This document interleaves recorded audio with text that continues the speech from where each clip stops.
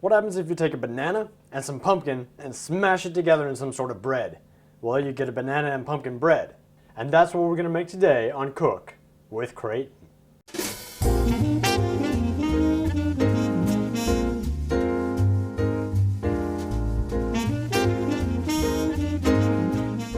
First things first, what we're going to make today is going to be made into 2 loaves. That's 2 of these pan things, right? So the first thing we need to do is, I know these are non-stick, but I like to grease them anyway because I don't like things sticking. So let's go ahead and do that. Let's go ahead and grease these lightly because they're non-stick, unless you don't have non-stick, in which case, you're going to want to, do that. But just lightly grease these suckers. Not a whole lot, just enough so that, it works. So the next thing we're going to want to do is we're going to want to preheat the oven to 350 degrees Fahrenheit. Not Celsius, because if you do Celsius, you're just going to screw yourself up. So we're going to want to preheat this oven to 350 degrees Fahrenheit, which is the default. Make sure there's nothing in there. That'd be kind of bad if there was something in there. And preheat it and it's going off all crazy. Next thing we're going to want to do is take 4 bananas and we're going to want to mash these suckers. So peel some ripe bananas. That means yellow, not green. Just take 4 of the bananas, peel them, stick them on the plate or whatever, cutting board. So to actually smash the banana, you want to take a chef's knife here, which is the big long knife, and just chop up your bananas, in about 1/2-inch pieces. And what you want to do is you just want to take the back of the knife here and just lay it down on the piece of the banana and just smash it down. It doesn't have to be perfect or anything.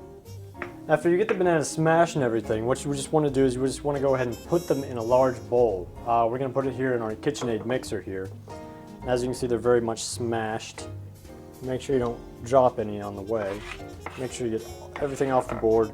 And also what we're going to do is, along with that, we're going to put in 4 eggs. Now here I've got some green eggs. I like these things. Yes, there is such thing as green eggs, and yes, I am using them. Make sure not to get too much shell in there. Now, as for oil, it's 2/3 cup oil.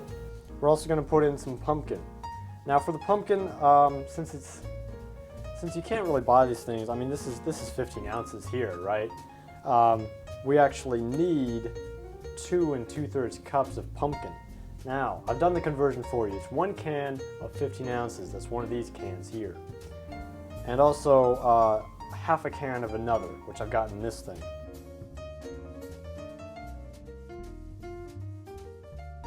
And also to that, we're going to want to add in a cup of honey.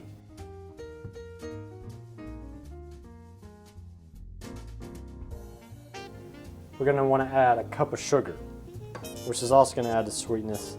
And now all we need to do is we just need to mix that up. So go ahead and put it on the lowest setting and just mix it up. And let that sucker go.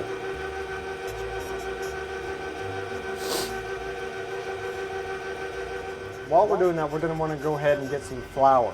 Here I've got 5 cups of flour. And you don't have to sift it or anything, just make sure all the chunks are out of it. And to that, we're going to want to add 2 teaspoons of baking powder and 2 teaspoons of baking soda. So just pour that right in there with the flour mixture. We're also going to want to add in a teaspoon of salt.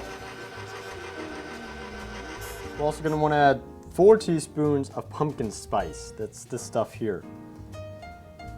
We're also going to want to add in 2 teaspoons of ground cinnamon. And then all we need to do is just mix that up good and well. And then we're just going to combine that with the mixture we've already got in the mixer itself. So just slowly add that in there.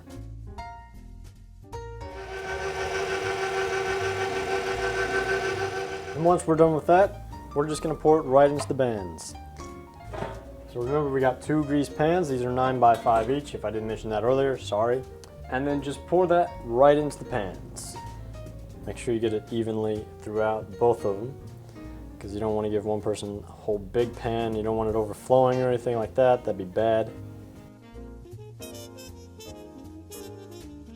And once you're done there, just shove them in the oven for about 45 minutes or until a toothpick, you just shove it in there, it comes out clean, that stuff.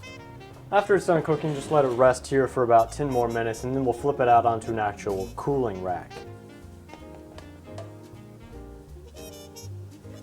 Or if you get a little antsy like me, you can go ahead and cut yourself off a piece and go ahead and enjoy.